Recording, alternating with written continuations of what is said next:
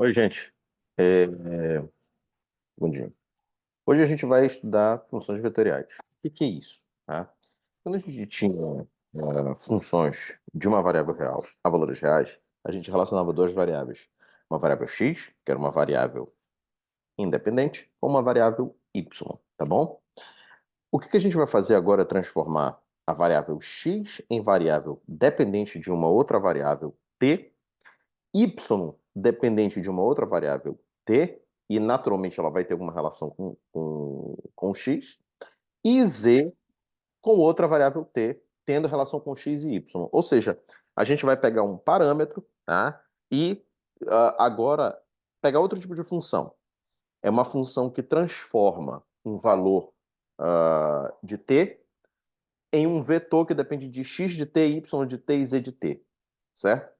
Isso é muito útil, por exemplo, para a gente vincular uma posição, uma velocidade, uma aceleração com um valor de tempo. Tá? Então, funções vetoriais são muito úteis para quem estuda engenharia, justamente porque elas permitem que a gente associe números a um vetor que depende desse número. Tá? Então, a gente associa um número a um vetor. Tá bom? De certa maneira, então, a gente pode construir ternas ordenadas ou pares ordenados, dependendo de se você está lidando com x e y. Então, passada essa pequena introdução, né, assim como nas equações diferenciais a gente estava trabalhando com extensões do cálculo 1, a gente vai também agora trabalhar agora com extensões do cálculo 1. A primeira coisa que eu vou falar para vocês são das equações paramétricas. O que são essas equações paramétricas? Então, trata-se de equações escritas em termos de um parâmetro, por isso que elas são paramétricas. Paramétricas porque se associam a um parâmetro. Então, a gente pega, por exemplo, duas variáveis, x e y, que elas sejam colocadas em termos de um parâmetro t, por exemplo. Em geral, né, esse parâmetro na física é o tempo, mas pode ser alguma outra coisa. Então, ambas vão ser funções desse parâmetro e são postas em equações desse tipo. Ó. X é uma função de t, uma função f, e y é uma função g de t, certo? Em geral, tá, gente? A gente pode aplicar isso aqui. A gente vincula isso à trajetória, tá? Na física. A trajetória seguida por uma partícula com coordenadas x e y se você estiver no plano, e x, y, z se você estiver no espaço. Tá? Então, o parâmetro t, em geral, é o tempo, mas nem sempre necessita ser dessa forma. Esse tratamento matemático ele é um pouco mais amplo, mais geral, e inclui esses casos particulares que são usados na física. Mesmo na física, pode ser que você tenha outro tipo de parâmetro também. Tá bom? Então, é interessante que você saiba que aqui a gente está lidando, né, com um caso geral, mas a gente está usando uma notação lá da física. Então, olha, por exemplo, aqui, para a gente descrever a trajetória de uma partícula, a gente pega uma curva C, né? Então, uma partícula em movimento, uma trajetória C, a gente pega um ponto que é um par ordenado aqui no espaço, que relaciona x com y, e x e y estão relacionados a uma terceira coisa, uma terceira variável, agora a variável independente, que é o parâmetro. Tá certo? Agora, x se torna uma variável dependente de um parâmetro. E y, uma variável dependente de um parâmetro, que é a variável independente, que é o t. Tá certo? Então, isso que essas equações querem dizer. Que x depende, de alguma forma, de t, e que y depende, de alguma forma, de t. E o que é esse parâmetro? O parâmetro ele é uma variável independente, né, que varia sobre algum intervalo de números reais. Quando a gente não especificar a condição, a gente subentende que ele varia no intervalo de menos infinito a mais infinito, assim como qualquer variável independente. Tá bom? Bom, um outro aspecto é a orientação. Agora, né, essas curvas elas seguem uma orientação, ou seja, elas vão tomando um determinado caminho para quando t aumenta ou quando t diminui. E isso, né, é o que é a orientação da curva. Então, essa a curva descrita por equações paramétricas, ela tem uma orientação.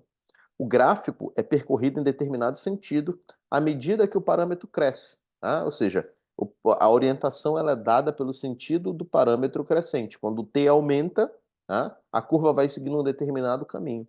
Tá certo? Isso que é a orientação. Você pode usar setas para descrever essas orientações. Tá? E esse sentido é determinado analisando o que acontece com a função quando o parâmetro t cresce. Tá certo? Eu acho que tem um exemplo por aqui. Né? Tá? Então, pode ser que nem sempre as equações paramétricas produzam curvas com orientação definida. Tá? É o caso da função y igual a t quadrado e x igual a t quadrado. Tá? Uma função expressa na forma paramétrica, tá? Como a gente costumava lidar, né? Y igual a f de x, ela pode ser escrita na forma paramétrica introduzindo o parâmetro x igual a t. Então, né, isso aqui traz todos os nossos resultados do cálculo 1. Se x for igual a t, y vai ser uma função de t, e a gente pode escrever tranquilamente y como uma função de x. Então, isso aqui, tá? Essa condição x igual a t, y igual a f de t, retorna todas as nossas condições do cálculo 1. Por exemplo, tá, gente? A curva y igual a cosseno de x no intervalo menos 2π a π pode ser expressa parametricamente como x igual a t, y igual a cosseno de t. Isso é exatamente uma curva do tipo y igual a cosseno de x, tá certo? Que eu já vou mostrar aqui o plot para vocês. Então, ó, aqui vai de menos 2π a π, a 2π, tá? Ou seja, para todo t entre 2π e π, gera esse gráfico, tá? Então, quando você aumenta o t, você vai vendo que a orientação dessa curva aqui, tá, de y contra x, ela é essa aqui, ó. Tá? Ela vai crescendo dessa maneira aqui. Tá? Ela vai orientada para cá.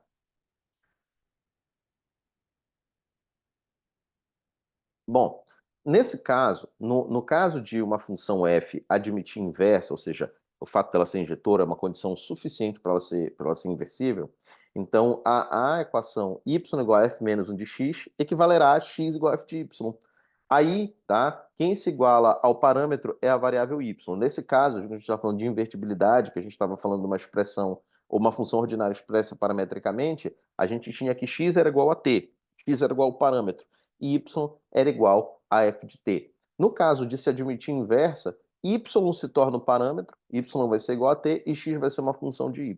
Então, aqui no caso, em geral, você vai saber se a função ela pode ser inversível, né? A gente vai trabalhar com função exponencial, que é inversível, ou invertível, né? A função logarítmica, que é invertível, tá? Em determinada ali, parte do domínio dela. A função, as funções com polinomiais com exponente ímpar, as funções polinomiais com expoente par de zero até mais infinito.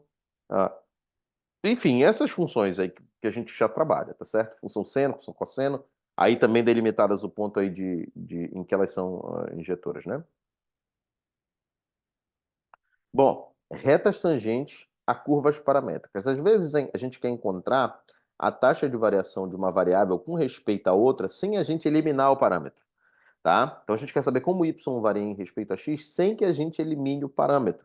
Então a gente pode fazer uma coisa interessante aqui, ó. Então, ó, a gente pode usar a seguinte expressão. Se a gente deriva dy dx pela regra da cadeia, né?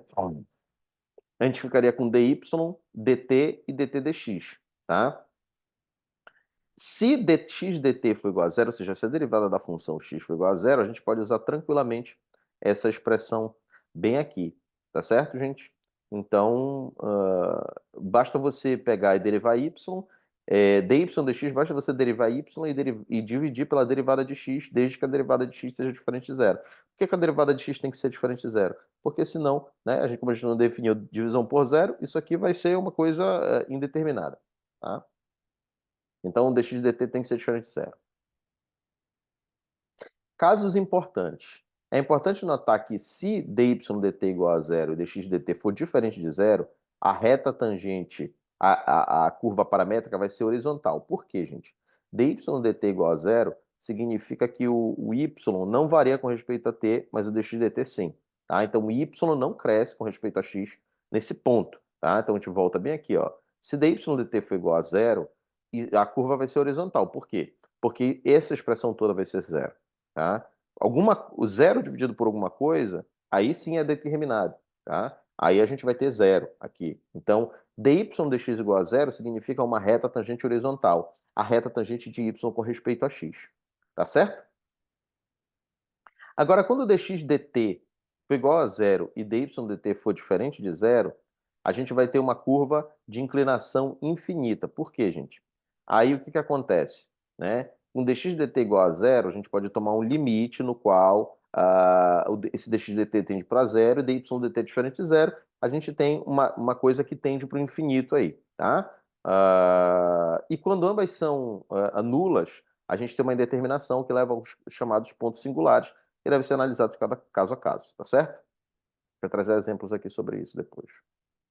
Uma outra definição interessante é o comprimento de arco das curvas paramétricas. Então, se você pode considerar que nenhum segmento da curva é representado pelas equações paramétricas for traçado mais de uma vez quando t cresce de A para B, e se as derivadas delas em relação aos parâmetros forem contínuas entre A e B, a gente pode determinar o comprimento de arco como uma curva paramétrica usando a seguinte equação. Ó. A gente vai integrar isso aqui, ó, tá faltando uma coisinha aqui que é o dt, tá?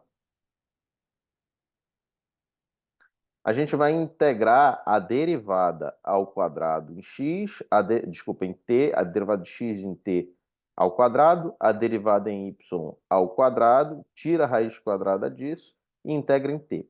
Por quê, gente? Tá?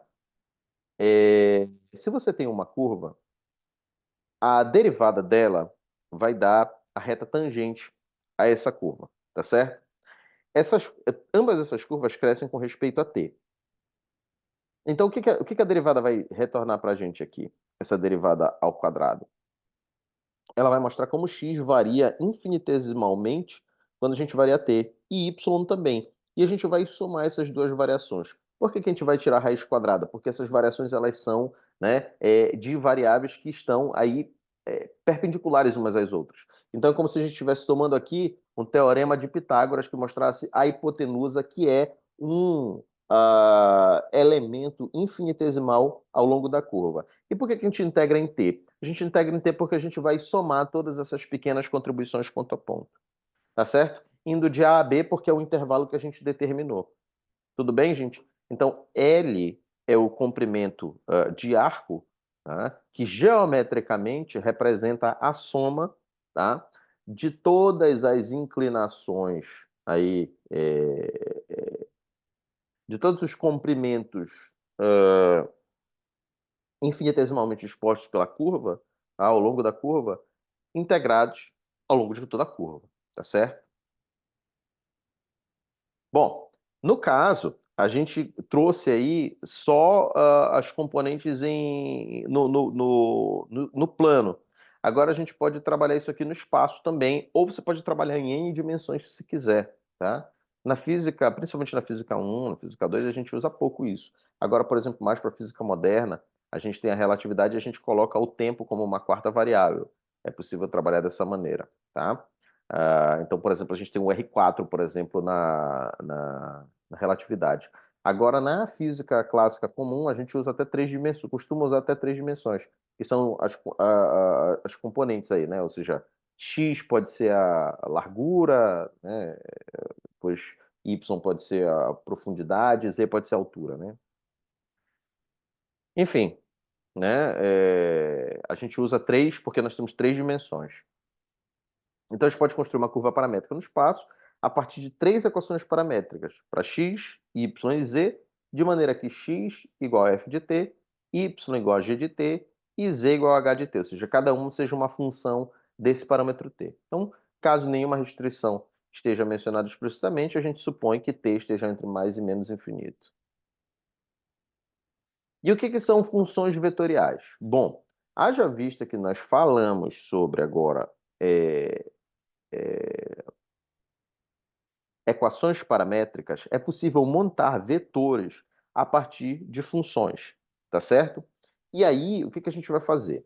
A gente vai pegar agora, o que a gente tinha antes era uma função real, tá? Uma função real, ela era uma função de uma variável real, um valor real, era uma função que pegava um valor de x e associava um valor de y. Agora a gente vai pegar um valor de t e associar um valor de x, um valor de y, um valor de z, que é um vetor constituído por essas três componentes. Então, o que são as componentes dos vetores? Tá? São, digamos assim, partes que compõem esse vetor e que são linearmente independentes umas das outras. Tá? Então, eu não posso somar x com y e obter alguma coisa. Então, por exemplo, se eu tiver 2i e 4j, eu não posso somar e dar 6, porque elas são independentes uma das outras. Tá certo? Então, o que que acontece? Isso aqui, ó, o R, ele é uma combinação linear dos vetores de base do espaço tridimensional R3, tá? Então, qualquer vetor nesse espaço, no R3, no espaço, tá? No espaço tridimensional, ele é escrito como uma combinação linear desses três vetores. O vetor I, que ele é um vetor unitário porque ele tem norma 1, tá? O valor da intensidade dele é 1, e ele está distribuído, está direcionado ao longo do eixo X. O versor J, o vetor J, tá? Que é um vetor unitário, versor porque ele é unitário e ele é perpendicular ao vetor I, tá bom? E ele está ao longo da direção J, tem norma 1, da direção Y, desculpa, tem norma 1, e ao longo da direção Z, que é a terceira, que é a altura, nós temos o vetor K, que tem as mesmas propriedades, tem norma 1, tá? E está apontado aí nessa direção. Então, um vetor, tá? Ele é sempre constituído por essas três componentes se a gente estiver lidando com espaço. Então, no caso bidimensional, ele teria duas dimensões, que seria, pode ser x e y, ou y e z, como você queira. No caso tridimensional, 3. O número de dimensões ele é estipulado pelo número de componentes. Então a gente tem uma x de t, uma y de t e uma z de t. Então nós temos três componentes. No caso do vetor posição, muito comum em física, no espaço tridimensional, ele tem três componentes. Então é a componente x, a componente y e a componente z. A componente x ela vai medir uma distância que a origem de um sistema, um sistema cartesiano de coordenadas, um sistema espacial, né? A origem aqui, por exemplo, numa reta que meça, digamos assim, vamos colocar dessa maneira, né? Que meça comprimento, tá? Que meça largura, por exemplo, tá? O y, ele vai ser profundidade e o z vai ser altura, tá certo? Então,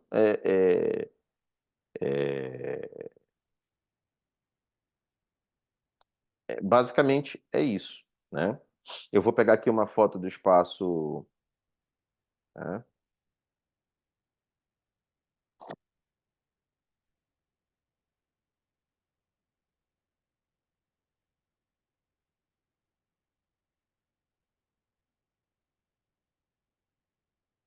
Aqui, ó.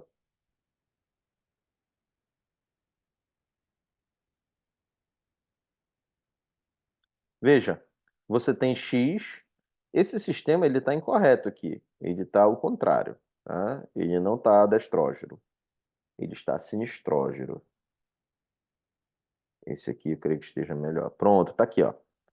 Essa aqui é a componente x ao longo dessa linha aqui. Então a gente mede os valores de x ao longo dessa linha, tá? Aí você vai ter aqui os valores de y ao longo dessa linha. Você vê o j disposto para cá com o sentido positivo orientado para a direita, tá? O i, né? Sempre também com o sentido orientado aqui para cá, né? Para a direita, né? E o k também.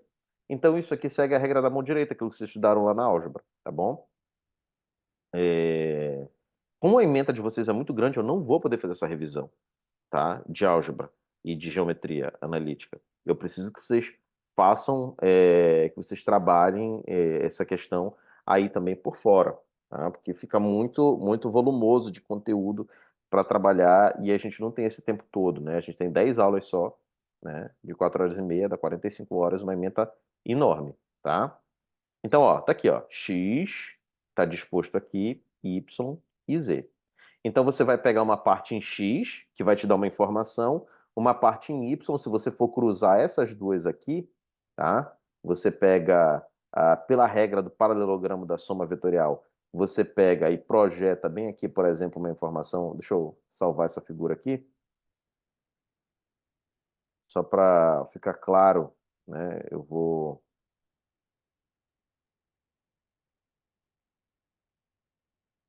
É do Notas Pedrock, Pedroca, eu acho, né? Desse site aqui, ó.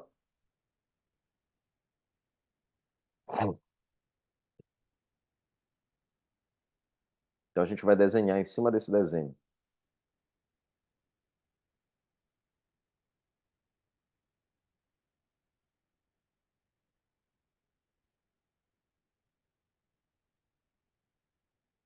Cara, eu fico chateado.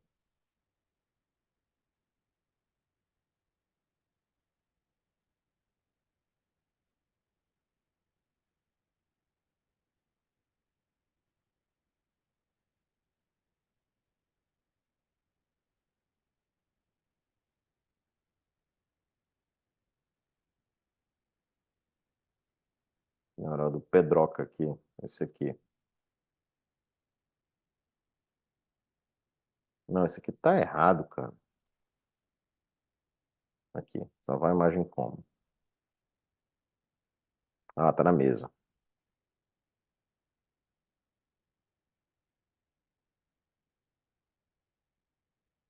Pronto, gente, ó. Vou abrir bem grande aqui o espaço. Vamos lá ele. Né? Aqui, ó. Eu vou botar uma seta. Não. Aqui. Vou até mudar a cor da seta aqui. Aqui, ó. Eu vou pegar e vou localizar aqui ao longo dessa linha, por exemplo, uma posição X aqui. Vou fazer o mesmo com o Y, tá? Só que o Y eu vou fazer aqui um pouquinho menor, tá? Aí o que que acontece? Eu vou pegar, eu vou projetar Y para cá, e aí essas projeções eu vou indicar por linhas pontilhadas,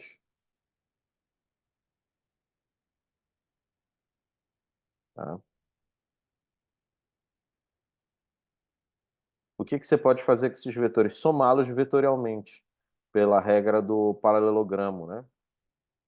Então tá aqui, ó, você constrói um paralelogramo com as projeções aqui desses vetores no, né, sobre nas posições perpendiculares aqui a eles, né, nos eixos perpendiculares a eles. Então você dispõe aqui, ó, no rabo aqui do vetor, né? Você coloca aqui na ponta, tá? Você projeta aqui o x para a ponta e o y aqui para a ponta também, tá? E aí o que que acontece? Você vai ligar aqui, ó, esses dois com esses dois. Então, eu vou meter aqui um de outra cor, inclusive, um verde, para eu mostrar aqui que é a sobreposição desses dois carinhas aí, ó. Certo? Então, esse, claro, isso é no plano.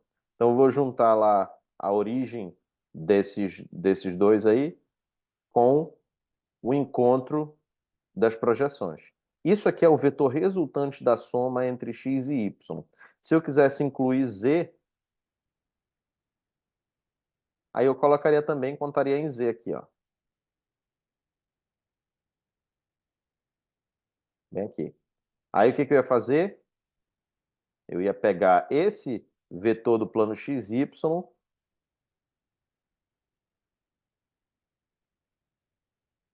e iria subir para cá.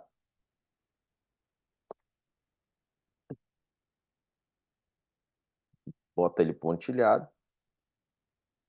Né? Ia pegar esse vetor em z aqui e ia botar para cá. Vamos pontilhar, certo? E você junta os dois. Aí eu vou pegar uma terceira cor aqui, que é um lilás, e vou puxar aqui, ó, a origem aqui do que está ligando os dois. Puta merda, aqui. Pronto, ó. Então eu estou juntando esses dois vetores aqui, né? O vetor verde com o vetor vermelho. Aí eu pego a origem deles e no ponto em que eles se encontram, que as projeções deles se encontram. Então esse vetor estaria aqui no espaço, nesse ponto, tá? E ele estaria aí disposto dessa maneira, tá? Não sei se eu vou conseguir fazer isso hoje, mas se eu conseguir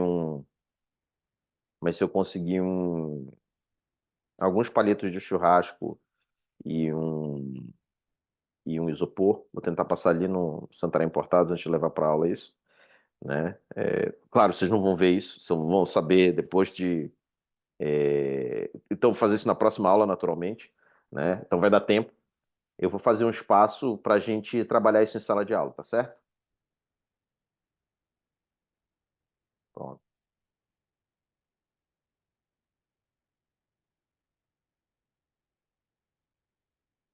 Beleza. Então, assim, o domínio de uma função vetorial, tá, é o conjunto de valores admissíveis de T para que o vetor em questão possua sentido. Ou seja, o domínio ele tem que ser determinado de maneira que as três componentes façam sentido.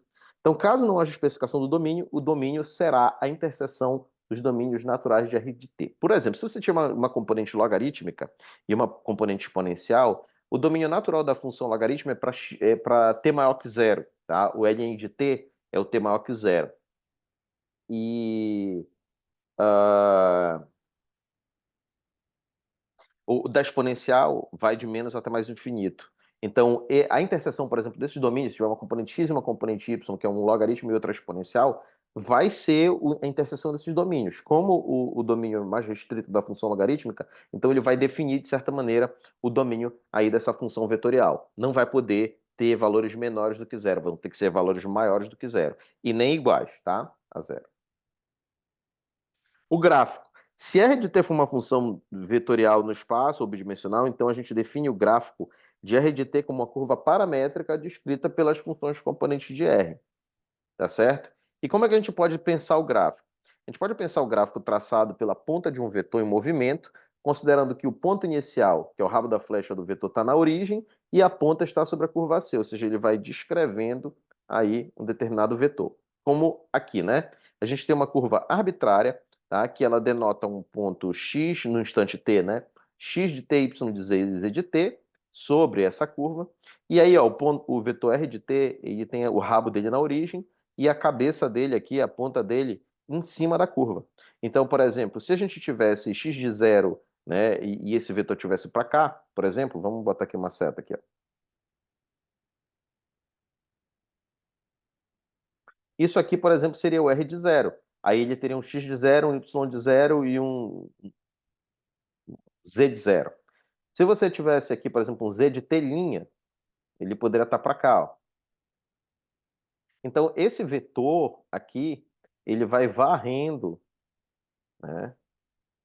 Ele vai varrendo aqui pontos nessa curva. É como se a ponta do vetor fosse um lápis que estivesse desenhando a curva. E ele vai só girando daqui para cá à medida que t vai variando, tá certo? Bom, o cálculo com essas funções vetoriais é muito parecido, gente, com o cálculo de funções de uma variável real a valores reais, tá? Ah,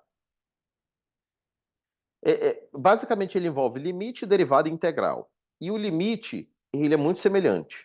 A derivada também e a integral também. Então, a gente vai, de certa maneira, só expandir isso. Mas o cálculo é o mesmo. Se você precisar calcular um limite, vai ser daquela mesma forma. Uma derivada vai ser daquelas mesmas formas. Você só vai ter o cuidado de aplicar componente a componente. É só isso, tá?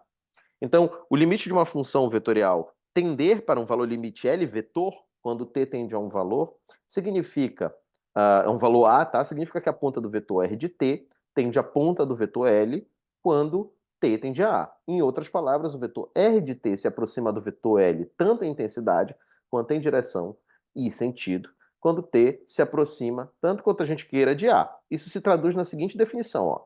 O limite de R de t igual a L equivale a dizer que o módulo da diferença entre R de t e L, quando t tende a A, é igual a zero.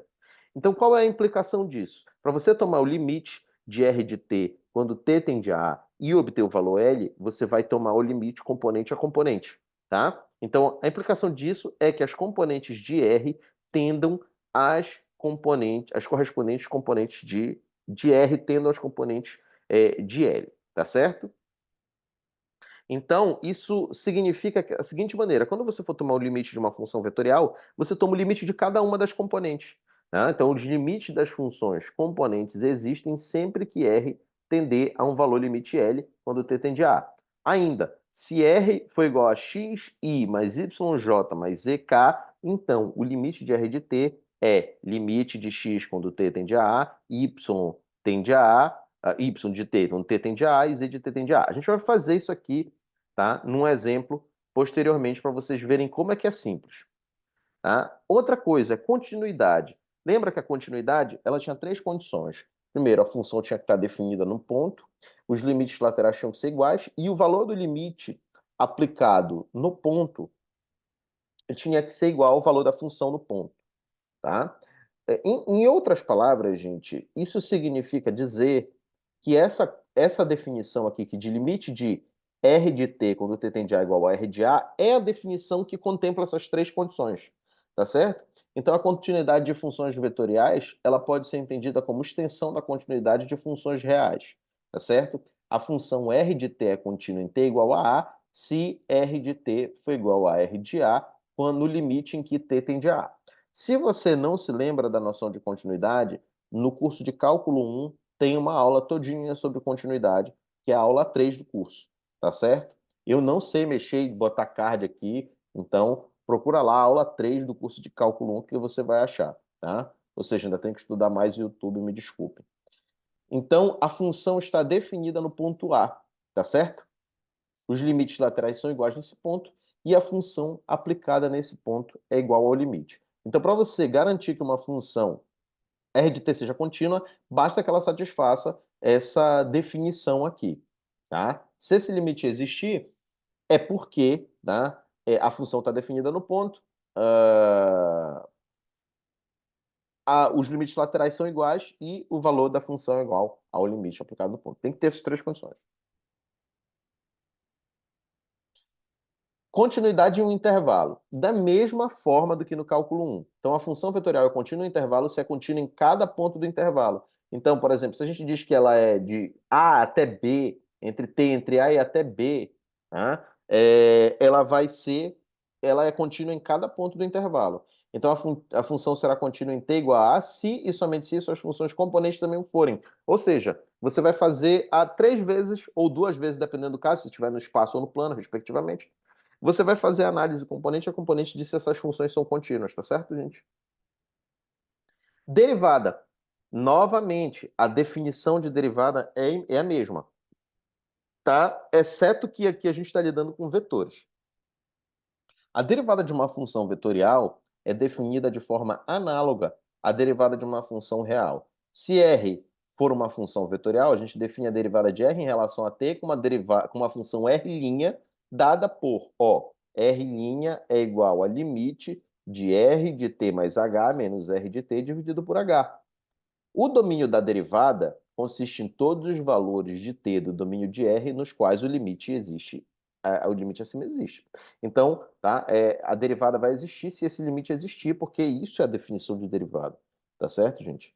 Então, o domínio de R', o domínio dessa derivada, consiste em todos os valores de t para o qual o limite existe. Igualzinho no cálculo 1. Só que aqui você vai tomar a derivada componente a componente. A regra é essa, funções vetoriais. Faço a derivada componente a componente. Derivabilidade. A função é dita derivável ou diferenciável em t se existir o limite apresentado na definição. Ou seja, se esse limite existe, a função pode ser derivada, e então ela será derivável. A gente pode usar as seguintes notações de derivada: dr dt, dr de t dt, né? dr dt e r' de t. Esse r' ele ficou horrível, eu ainda vou procurar uma forma melhor de fazê-lo, porque eu odiei isso aqui, tá? Qual é a interpretação geométrica, gente? Né? Qual é a interpretação geométrica? A gente tem que lembrar que R', a derivada é um vetor, então ele vai ter tanto intensidade, que é a magnitude, direção e sentido para qualquer valor de t, exceto se for um vetor nulo, tá? Que ele é zero e a gente não sabe para onde ele está apontando. Portanto, o valor de h positivo ou negativo pode dar vetores totalmente diferentes.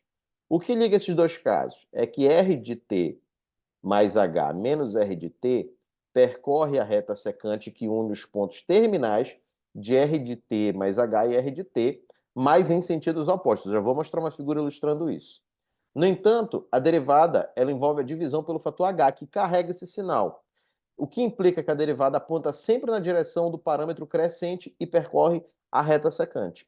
Portanto, a reta secante vai se aproximar da reta tangente no ponto terminal de R de t, e que a derivada é um vetor tangente à curva C, tá? na ponta de R. Ou seja, a derivada aqui, ó, a definição de derivada, se você for fazer uma análise do sinal disso aqui, ela aponta sempre no sentido a,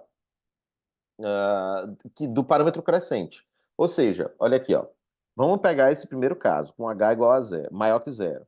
Então, o r de t mais h está aqui e o r de t está para cá. Se o h for maior do que zero, tá? Significa aqui, ó, que r de t mais h, menos h, ele está apontado nesse sentido, tá? Está apontando nesse sentido, tá? Se você pega o R de T mais H e o H é menor do que zero, olha, o R de T está para cá e o R de T mais H está para cá. Tá? Que é a diferença entre esses dois vetores. Tá? Agora, quando você for dividir pelo H, tá? Quando você for dividir pelo H, como o H é maior que zero aqui, esse sentido vai ficar o mesmo. Quando você dividir por H aqui e ele for menor, como ele é menor que zero, tá? O sentido desse vetor vai inverter e ele vai ficar exatamente no mesmo sentido desse, tá? Então olha o que acontece, gente. Nesses dois casos, o vetor H ele vai apontar nessa direção que está aqui a derivada, ó, tá? Então, quando você for fazer a derivada, independentemente de o H ser positivo ou negativo, tá? Sempre, tá? Depois do cálculo da derivada, ela vai apontar no sentido em que o parâmetro cresce, tá certo? E ela vai ser sempre tangente à curva C. Gente, é a mesma coisa, tá? Ou seja, a derivada, ela envolve a inclinação da reta tangente, só que nesse caso aqui é, é, é do vetor, tá? Ou seja, ele mostra qual é a inclinação da reta tangente a essa curva. Então, no caso, por exemplo, se a curva for assim, a inclinação vai ser zero. Aqui, nesse caso, ela vai ter uma determinada inclinação. Aí que ela vai variar, esse ângulo vai variar naturalmente, e você vai determinar isso. Tá? E mais, a derivada ela vai te apontar o sentido em que o parâmetro cresce. Nesse caso, o parâmetro está crescendo para cá, ó, nessa direção. Tá? Resumindo, suponha que C seja um gráfico de uma função vetorial R de t no espaço bidimensional ou tridimensional e que R' exista e não seja nula com um valor dado de t. Se o vetor R' estiver posicionado com seu ponto inicial no ponto final do vetor posição R de t, então R de t' é tangente a C e aponta na direção do parâmetro crescente. Componente da derivada. Então, assim, gente, uma coisa interessante também é o seguinte: quando você vai calcular a derivada de um vetor, tá? Você calcula componente a componente, igual o limite, e vai ser igual com a integral também. Então, se R de t for uma função vetorial, então R é diferenciável em t se e somente se cada uma das funções componentes for diferenciável em t. Ou seja, se x de t for diferenciável em t, y de t for diferenciável em t, e z de t for diferenciável em t. Tá? Caso em que as funções componentes de R' são as derivadas das correspondentes componentes de R de t. Então, nesse caso, olha, a gente pode demonstrar facilmente isso. Se você pega aqui R de t é x de t i mais y de tj mais e de tk, aí você pega R' é R de t mais h menos R de t dividido por h, aí você vai escrever quem é o R de t mais h? É x de t mais h mais y de t mais h, mais e de t mais h em cada uma das componentes. E quem é o R de t? É x de t, y de t e z de t. Tira um do outro, você vai tirar cada um das componentes. Então, ó, a componente x vai ficar x de t mais h menos x de t, a componente y vai ficar y de t mais h menos y de t, e a componente z de t mais h menos z de t. Por quê, gente? Porque essas componentes dos vetores são linearmente dependentes. Você não pode misturar uma com a outra. Você só mistura o que tem x com x, o que tem y com y, o que tem z com z. Ou seja, tá ligado aí, só se mistura com o que está com i. O que está com j só se mistura com o que está com j. E o que está com k só se mistura com o que está com k. Não é igual você não se... Ah, eu não misturo com essa gentalha aí. Eles também não, tá? Os vetores também funcionam dessa maneira. Eles funcionam que nem o Kiko lá do Chaves, né? Que eles não se misturam com essa gentalha. Aí eles ficam só entre eles. Tá? Então a componente x ela só se mistura com o que está ligado com o i, a componente j só se mistura com o que está ligado com o j e a componente k só se mistura com aquilo que está ligado com o k. De forma que isso aqui, ó, x de t mais h menos x de t dividido por h é a derivada de x, da função x. Y de t mais h menos y de t dividido por h é a derivada da função y. E z de t mais h menos z de t dividido por h, o limite disso em que h tende a zero, é a definição de derivada de z. Beleza? Então, calcular a derivada de um vetor é calcular a derivada das componentes. E não precisa se preocupar com se isso existe, porque eu vou sempre colocar um exemplo em que exista, certo? Regras de derivação. Mais uma vez, gente, regra de derivação é igual ao do cálculo 1. As definições aí 5 e 6, que são a derivada dos produtos escalar e vetorial, elas são novas para vocês, no sentido de que a gente não trabalhou com essas coisas no cálculo 1, mas vocês devem ter trabalhado isso na álgebra de geometria analítica, tá, gente? E aí, o que que acontece? Derivada da constante é quanto? É zero. Derivada de um vetor constante C com respeito ao parâmetro T é zero, tá? Derivada de K, que é uma constante multiplicando um vetor, tira a constante e multiplica pela derivada do vetor. Igualzinho, gente. K vezes f de x. D de x disso. Tira a constante para fora do sinal da derivada e calcula a derivada da função lá dentro. Derivada da soma e da diferença é a soma das derivadas ou a diferença das derivadas. Tá? No caso de soma, isso aqui fica o mais, e no caso de diferença fica o menos. Então, a derivada da soma é a soma das derivadas, a derivada da diferença é a diferença das derivadas. A derivada de uma função vetorial por uma função escalar, ela é a derivada do produto comum. Então, você deriva a primeira, mantém a segunda, ou seja, deriva f, mantém r, tá? E depois mantém f, deriva r. Derivada do primeiro vezes o segundo, mais o primeiro vezes a derivada do segundo, tá? Derivada do produto escalar e do produto vetorial. Funciona igual uma derivada do produto normal, com a diferença que você vai aplicar o produto escalar e o produto vetorial, tá? Então, assim, por que eu estou trazendo isso? A gente nem vai trabalhar produto escalar e produto vetorial. Eu imagino que vocês tenham trabalhado isso lá na álgebra e na geometria, tá bom?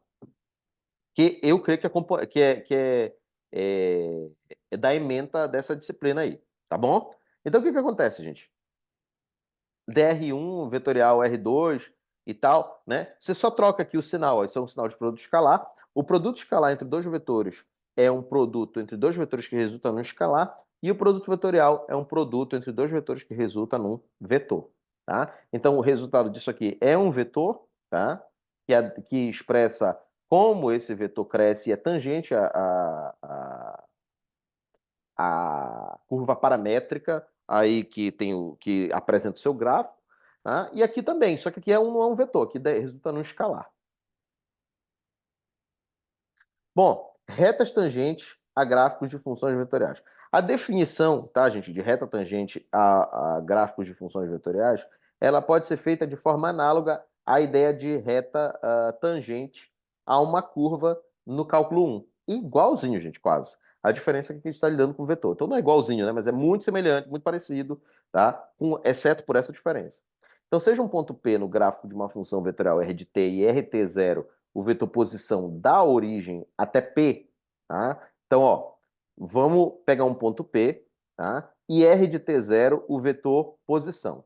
Se a derivada existir, tá? No ponto T0, e se R' de T0 for igual a zero, então dizemos que R' é um vetor tangente ao gráfico de R em T0. E a reta que passa por P é paralela ao vetor tangente e é uma determinada reta tangente ao gráfico de R de R de T em R de T0. Então, supondo que R0 seja igual a R de T0 e V0 R' no ponto T0, tá? Então, a reta tangente é dada por essa equação aqui, tá? Então, deixa eu ver, eu nem sei se eu coloquei a ilustração disso. Tá aqui, ó. Tá? Isso aqui seria um T0 aqui, né? Então você vê, ó, o R de T0 é o vetor que liga a origem ao ponto P, tá? R' de T0 é um vetor que passa tangente aqui à curva. E aí, né, R de T0 mais T vezes a derivada, tá?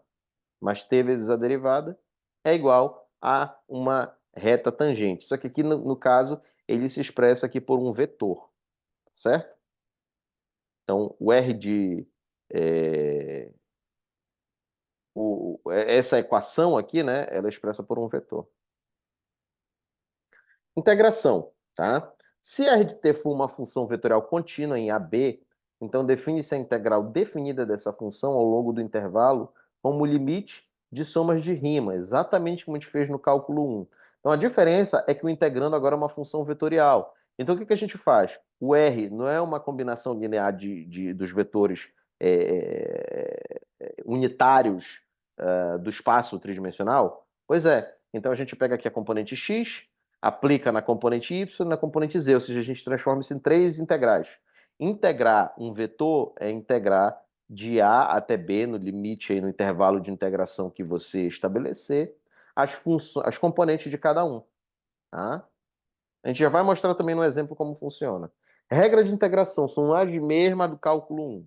Então, as regras de integração de funções reais têm análogos para as funções vetoriais. Então, sejam R de t, R1 e R2, funções vetoriais contínuas, em A, em t entre A e B, valem então as seguintes regras de integração. Integral de A até B de K de R de t é K vezes a integral de R de t, tá? Aqui é produto de um número por uma função vetorial. E aqui temos integral de A até B, de R1 mais ou menos R2, integral da soma e integral da diferença são a soma ou a diferença das integrais. Mesma coisa do cálculo 1, gente. Primitiva, tá? Igualzinho, teorema fundamental do cálculo. A primitiva de uma função vetorial R de t é uma função R de t tal que a derivada de R é R, ou que a integral de R de t é a função primitiva mais uma constante, sendo C agora não mais uma constante escalar, mas um vetor, tá? É um vetor constante arbitrário. Você pode realizar a integração componente a componente. E por último, né, o teorema fundamental do cálculo. Tá? É possível enunciar o teorema fundamental do cálculo para as funções vetoriais. Integral de R de t dt, tá? Integral de R de t dt é R de t aplicado em B menos aplicado em A. Agora a gente vai passar para os exemplos da aula, tá? Que é onde a gente vai elaborar essas noções mais na prática.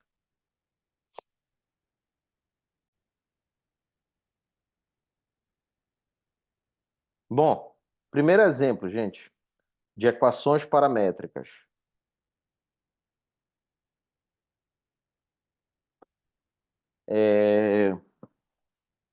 Esboce a trajetória no intervalo 0 menor ou igual a t menor ou igual a 10 da partícula cujas equações paramétricas são x é igual a t menos 3 seno de t e y igual a 4 menos 3 cosseno t. Gente, você pode fazer isso usando o Excel. O que que eu fiz aqui? Eu elaborei um parâmetro t, que ele varia de 1 até 10. Naturalmente, esse parâmetro varia continuamente, tá? Então aqui a gente tem uma deficiência. Essa figura está lá no Anton melhorzinha, tá? Mas você vai ver que como aparece aqui. Aí você escreve aqui, ó. Você pega o valor de t correspondente menos 3 vezes o seno. A primeira função é t menos 3 seno de t. Então você pega o valor de t correspondente, aí você faz o seguinte, ó, você pode puxar aqui, ó, daqui para cá, que ele já vai fazer automaticamente fazer o cálculo desses valores, ó, que ele já atualiza o valor A3 aqui nesse caso, e ele aplica a função seno. A mesma coisa faz para a variável y, que a função lá é 4 menos 3 cosseno. Então aqui, ó, botei 4 menos 3 cosseno de A2. Aí quando você puxar, ele já vai atualizar aqui, ó. 4 menos 3 cosseno de A3, que é esse valor, 4 menos 3 cosseno de A4, que é esse valor, e ele vai calculando. Aí depois você manda plotar o gráfico aqui no Excel, que é simples, né? E ele vai fazer essa coisa meio helicoidal aqui, meio espiralada. Eu não sei como é o nome dessa curva aqui. Meio cicloidal, né? É mais ou menos isso. Parece uma curva de cicloide. Aí, aquela curva da roda da bicicleta. Então, olha o que acontece aqui. Isso aqui é o eixo X e esse aqui é o eixo Y. Quando a gente for calcular esses valores e plotar num plano, tá? O parâmetro t não vai aparecer aqui, tá? O parâmetro t ele vai aparecer implicitamente por meio das funções x e y. Quem vai aparecer explicitamente é a componente x e a componente y. Mas essa partícula ela faria isso aqui, ó. Ela iria fazer essa subida aqui. Parece até um aviãozinho de papel, né? Então, ó, ela faz isso aqui, ó. Volta, e dá uma volta aqui e vem para cá. Ela vai seguir essa trajetória cicloidal, tá certo, gente? Então, é muito útil para gente fazer aqui. Deixa eu botar aqui exemplo 1, né? Deixa eu fazer outro aqui, tá? É muito útil para a gente fazer aqui é, determinação, estabelecimento de trajetórias lá na física. Esse aqui é o exemplo 1, né? Fazer com o exemplo 2, ó.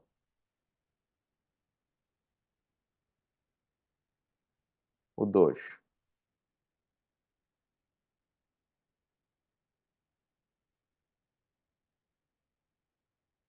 Também de equações paramétricas. Aqui, ó. Encontre o gráfico das equações paramétricas x igual a cosseno t, y igual a cosseno t, entre 0 menor ou igual a t, menor ou igual a 2π. Vamos lá. Então, eu vou pegar aqui, ó, no Excel, né? Vamos lá. Deus me ajude. T, x e y, certo? Então, como o t ele vai de 0 até 2π, então eu vou colocar aqui 0. Aqui eu vou colocar.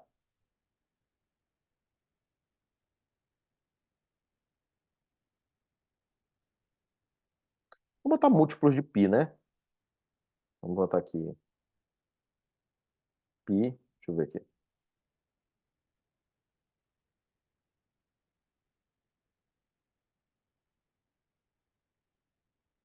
Temos aqui, será que temos o número π aqui? Temos o π. Então aqui eu vou botar π dividido por 3. Cara.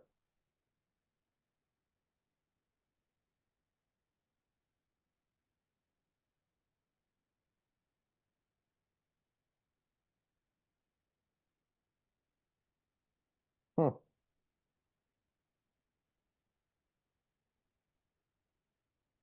vou botar aqui.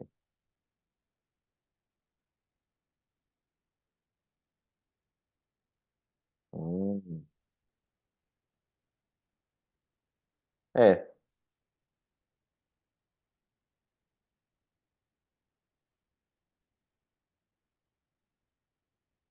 deixa eu me tirar daqui. Deixa eu estar de forma. Tá aqui. Pronto. Aí aqui eu vou botar π sobre 4. Tá? Aqui. Na verdade, era. Peraí. Esse aqui. Eu vou deixar esse aqui. Tá aumentando, né? Aí esse aqui eu vou colocar π dividido por 6, π dividido por 4, π dividido por 3, igual a π dividido por 2. Aqui eu vou botar π.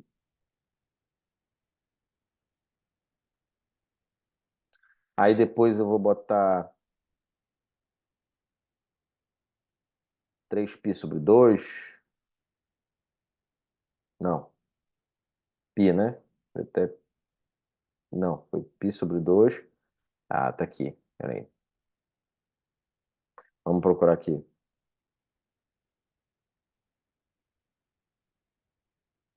Múltiplos de π. Vamos lá.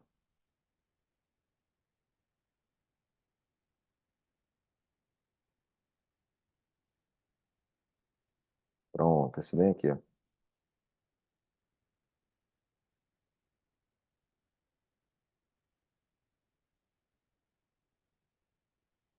Aqui, ó. Π, 2π sobre 3, que dá 120, 3π sobre 4,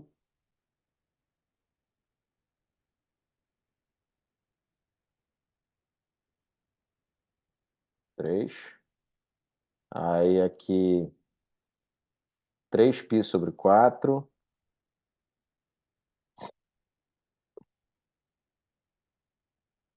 Vamos fazer até π, né? Aqui, π. Você já vai ver com isso aqui. Muito legal. Aí eu vou fazer o quê, ó? X vai ser cosseno de A2, tá? Aí o que que eu faço aqui, gente? Pronto. Aqui, ó. Tá? E o y vai ser o seno. Seno de A2. Quando eu puxar aqui, olha o que que vai acontecer. Ele vai já atualizar os valores para cada um correspondente. Aí a gente vai mandar fazer um gráfico aqui, ó.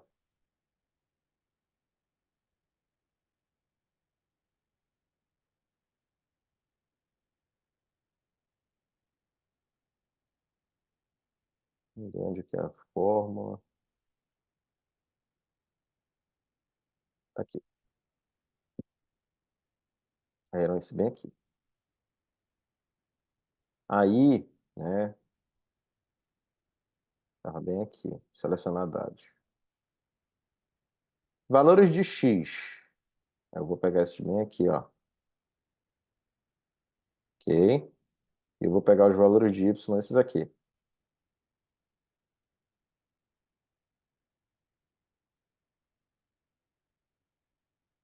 Ô, caramba. Tá. Aqui. Pronto. Bora ver o que que vai sair aqui. Vai sair nada, não? Vamos lá, de novo. X e aqui y.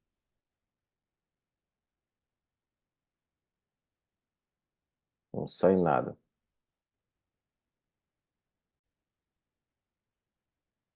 Bom, gente, tá. Eu fiz uma escolha melhor aqui, ó. Vou mostrar aqui para vocês. Eu peguei π e dividi, que é a curva do círculo, naturalmente, né? Em 10 partes iguais, ó. Então, eu peguei a 10ª parte de π, 2 vezes 10 partes de π, 3 vezes 10 partes de π, 4, 5, 6, 7, 8, 9 e 10. Eu poderia continuar até 2π, tá, gente? Só para mostrar para vocês aqui, né? Eu não estou de caô, né? E que eu já trouxe esse gráfico pronto, tá? Vamos lá. Aí eu vou pegar e vou copiar esses aqui, ó. Ó. Aqui, ó. Aí eu vou pegar 11π dividido por 10. Aí ele montou mais uma aí, né? Eu vou pegar o 12π dividido por 10. Aí ele já vai atualizando, né? Só que, claro, aqui tem uma questão. Deixa eu selecionar dados. Tem que atualizar aqui, né?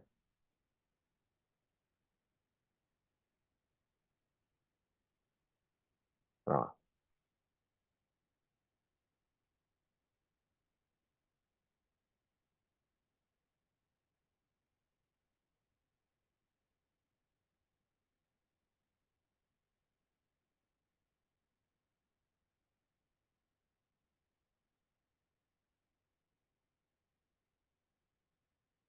Pronto, ó. Aí ele vai formando um círculo aqui, tá, gente? Por quê? Porque essa aqui é a equação da circunferência. Se você completar até 2π, ele vai formar um círculo aqui. Tá? Poderia até fazer, né? Mas você consegue aqui e, por exemplo, vai agregando aqui, ó. Aqui tá 12, aí você bota 13. Até chegar em 20, né? 14, aí aqui 15, e aqui 16. Vamos lá, fazer até 2π. 7, 18, 19, 20. Tá?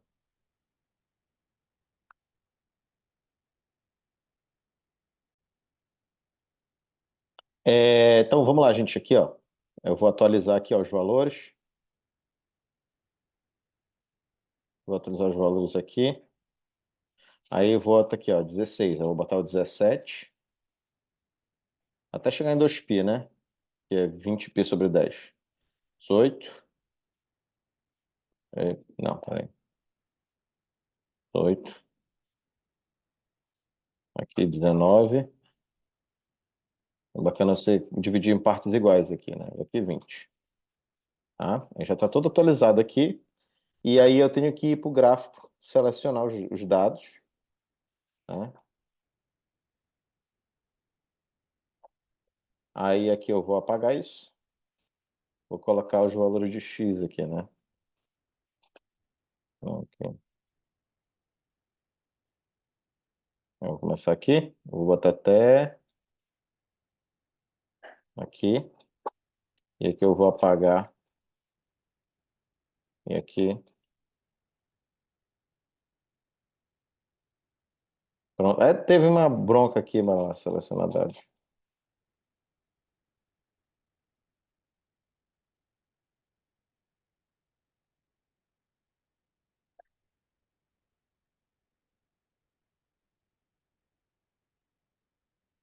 Ele tá dando esse círculo aqui no meio aqui. Ó,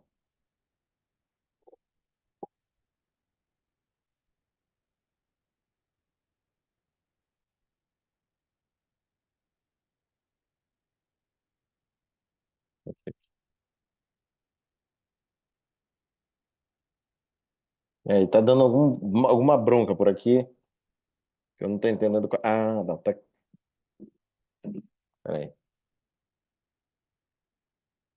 É aqui que tá. Eu botei 10, aqui é 20. Pronto. Agora sim, ó. Então ele forma um círculo aqui bem bacaninha, né? Aí você vê aqui, né? Essa de fato é a equação do círculo. Se você quiser plotar, você vai ver isso.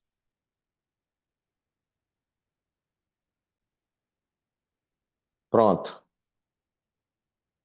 Vou salvar aqui, né? Exercício 1. Paga aqui. Vamos lá. Aí aqui, ó. Exercício 3. Faça o gráfico da curva paramétrica.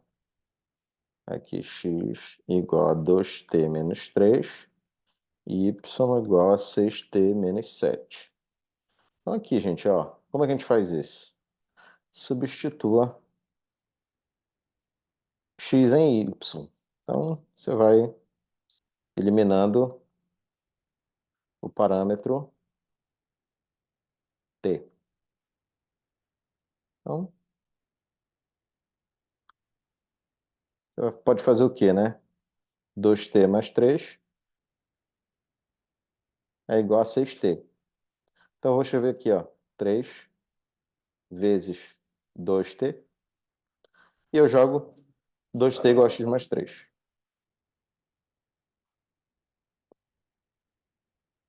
Aqui, ó. Eu jogo x mais 3 aqui no lugar. Já que 2t é x mais 3. Aí, né, a gente vai ficar com y igual a 3x mais 9 menos 7. Então fica aqui 3x mais 2, né? Certo? 3x mais 2. Aí você vai fazer o gráfico com uma função linear. Ó, o 4. Encontrar a inclinação da reta tangente ao círculo unitário no ponto t igual a π dividido por 6. Para, aqui, ó. É a mesma aqui, ó. X igual a cosseno t, y igual a seno... Cadê? Aqui é seno, tá? Para t entre 0 e 2π. Certo? Eita, o que eu fiz aqui?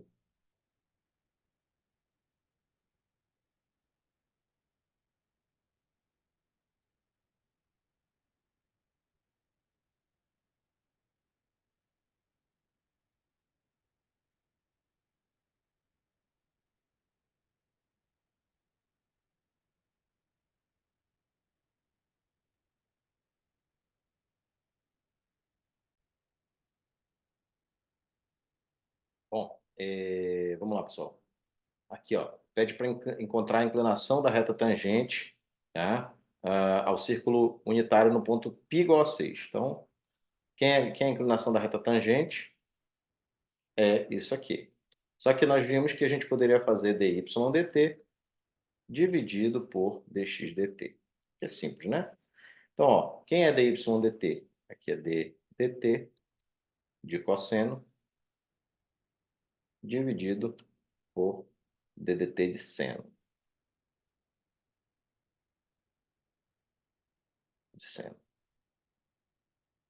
Tá? Derivada do cosseno menos seno, tá?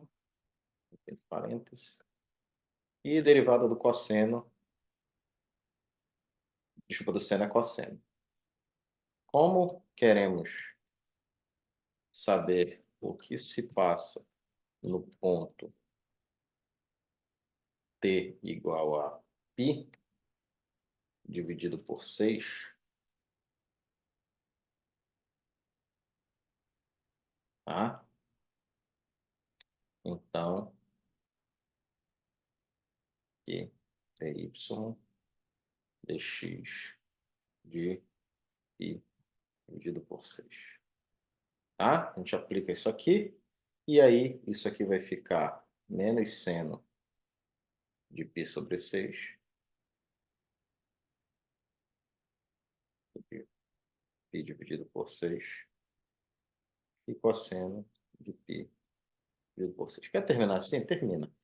Só que o seno de π sobre 6, você pode relacionar isso a 180 dividido por 6 ao ângulo de 30 graus, né?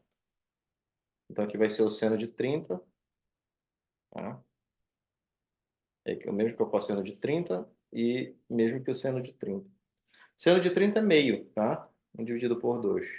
E o cosseno de 30 é raiz de 3 dividido por 2. Isso aqui é o mesmo que menos 1 dividido por raiz de 3. Se quiser deixar assim, já pode também. Mas se você quiser melhorar a coisa, multiplica em cima e embaixo por raiz de 3. Você fica com menos raiz de 3 dividido por 3. Tá? Essa aí que é a resposta. Beleza?